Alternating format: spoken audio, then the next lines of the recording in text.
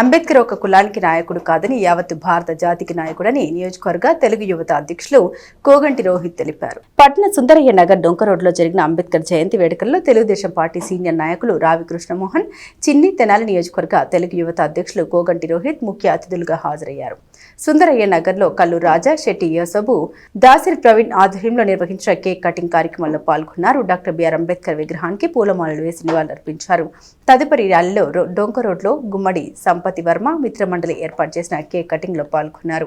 కోగంటి రోహిత్ మాట్లాడుతూ అంటరానితనాన్ని, వివక్షతని ఎదుర్కొని ప్రపంచం ఆరాధించే నాయకునిగా అంబేద్కర్ ఎదిగారని, అందరూ చూపిన దారిలో కులమతాలకు అతీతంగా ఐకమత్యంతో నడవాలని సూచించారు. గుమ్మడి సంపత్ వర్మ, దాసరి ప్రవీణ్, పల్లపాటి విజయ్, వింజమూరి యేసు, చెట్టి చెన్నరం, కల్లు వారిదే తదితరులు పాల్గొన్నారు.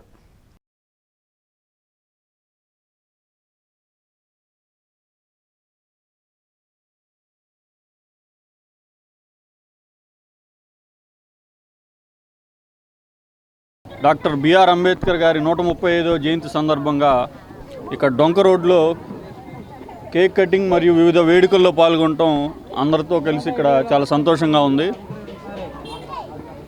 బిఆర్ అంబేద్కర్ గారు తన చిన్నతనం నుంచే కుల వివక్షత, అంటరానితనం ఎదుర్కొని దాన్ని రూపుమాపాలని, అవమానాలనే అవకాశాలుగా మలుచుకొని ఒక ఉన్నత శిఖరాలకు ఎదిగిన నాయకుడు ఆయన.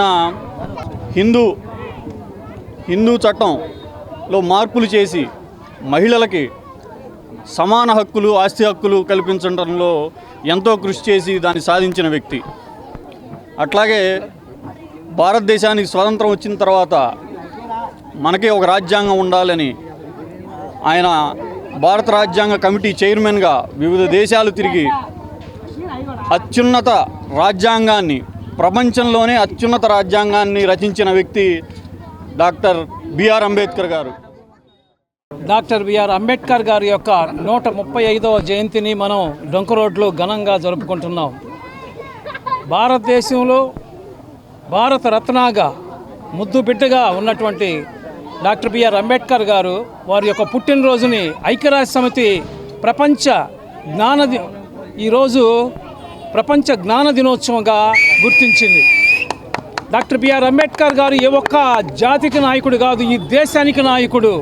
ఆయన భారతదేశ రాజ్యాంగాన్ని డ్రాఫ్టింగ్ కమిటీ చైర్మన్గా ఉంటూ మొత్తం బరువంతా తానే తన భుజాల మీద వేసుకుని ఈ రాజ్యాంగాన్ని రచించడానికి 2 సంవత్సరాల 11 నెలల 18 రోజులు ఆ యొక్క రాజ్యాంగాన్ని రచించారు. 7 సభ్యుల్లో ఎక్కువ బాధ్యత వారే తీసుకున్నారు.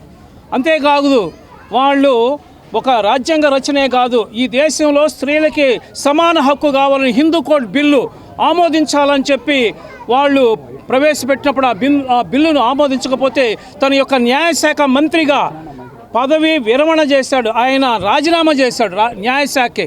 ఈ దేశంలో సగం మంది స్త్రీలుంటే వాళ్ళ కోసం, అదేవిధంగా ఓబీసీల కోసం, రిజర్వేషన్ కోసం కృషి చేశారు. అదేవిధంగా ఈ దేశంలో దాదాపుగా 3000 కులాలు, 2500 ఉప కులాలు ఉన్నాయి. ఈ ఎస్సీలు కులాలు దాదాపుగా 1109 కులాలు ఉన్నాయి. ఎస్టీలు 744 సుమారుగా ఉన్నాయి. ఇన్ని కులాలున్నా అందరి కోసం కృషి చేశారు. కానీ ఆయన ఏదో ఒక జాతి కోసమో లేకపోతే ఒక రిజర్వేషన్ కోసమో కాదు చేసింది, ఈ దేశంలో ప్రజలందరి కోసం కృషి చేశారు. కాబట్టి ఆయన అవమానాలు పడి బాగా చదువుకుని ఉన్నత స్థాయికి వచ్చారు. నేను చెప్పేది ఏంటంటే ఇక్కడున్న ఈ యూత్ అంతా జై భీమ్ అని చెప్తున్నారు. జై భీమ్ అంటే ఏంది? విజ్ఞానము వర్ధిల్లాలి, వివేకము వర్ధిల్లాలని అర్థం. అదేవిధంగా మీలో విజ్ఞానం వర్ధిల్లాలి, మీరందరూ బాగా చదువుకోవాలి, మీ పిల్లల్ని బాగా చదివించాలి. చదువు ఒక్కటే మిమ్మల్ని ఉన్నత స్థానం తీసుకెళ్లేది. కాబట్టి మీరందరూ బాగా చదువుకుని ఆయన యొక్క ఆశయాలను ముందుకు తీసుకెళ్లి దేశ అభివృద్ధి కోసం కృషి చేయాలని కోరుకుంటున్నాను.